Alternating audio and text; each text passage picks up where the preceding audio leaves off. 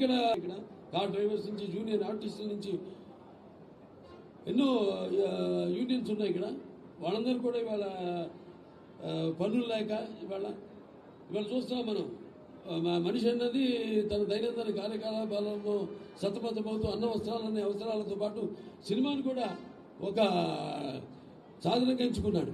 అటువంటిది ఇవాళ చూస్తే సినిమా ఎలా ఉండాలని ఆలోచించాల్సింది పోయి సినిమాని బ్రతికించాల్సిన పరిస్థితిలో ఇవాళ చలనచిత్ర పరిశ్రమ ఉంది. ఎందుకంటే అది వేరు వేరు కారణాలు కావచ్చు, కానీ అందరం ఎక్కువ సినిమాలు చేయాలి. ఎక్కువ సినిమాలు చేయంటే సంఖ్యాపరంగానే కాదు, మంచి సినిమాలు చేయాలి. ఎందుకంటే నా ఊరికి నేను ఒక తృప్తి ఉంటుంది నాకు. మంచి అనుకరించకుండా మన సత్తా ఏంటో మనం దానికి పదులు పెడుతూ అటు మంచి సందేశాత్మక చిత్రాలు అందజేయడం ప్రజలకి అయితేనేమి. అలాగే టెక్నిక్ లేనప్పుడు ఎంతో శీఘ్రంగా సినిమాలు పూర్తయ్యేవి. ఇవాళ టెక్నిక్ పెరిగిపోయింది. టెక్నిక్ పెరిగిపోయి సినిమాలు ఒక్కొక్క చాలా ఆలస్యంగా పూర్తి చేయడం. ఇవాళ థియేటర్లు ఎగ్జిబిటర్స్ వస్తే బాధగా ఉంటుంది నాకు. వాళ్ళు కొందరు తాళాలు వేసుకునే పరిస్థితిలో ఉన్నారు.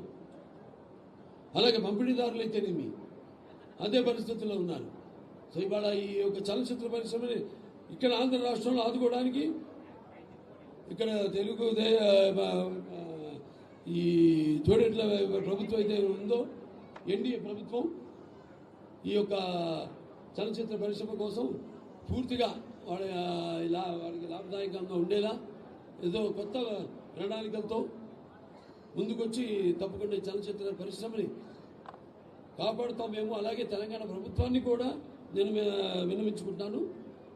వాడు కూడా వాళ్ళ సహాయ సహకారాలు కూడా ఉభయ రాష్ట్రాలు కూడా,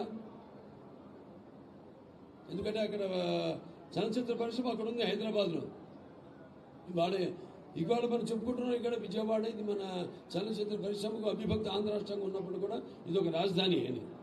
సో ఇవాళ ఇక్కడ కూడా మన తెలుగు చలనచిత్ర పరిశ్రమను కాపాడుకోవాల్సిన బాధ్యత.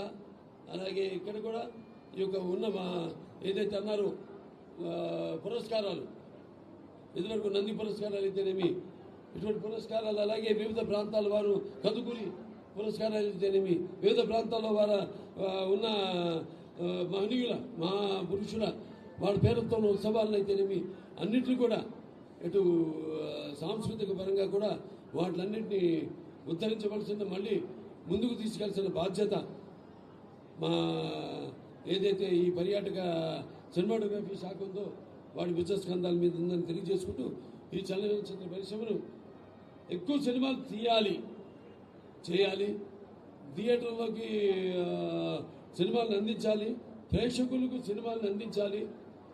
అందరూ ఒక కుటుంబంలో కష్టాలు వచ్చినప్పుడు అందరూ కూడా వాటిలో భాగస్వాములై ఒక కుటుంబ సభ్యులుగా వాళ్ళ కష్టాన్ని వాళ్ళలో తీర్చుకోవాలి.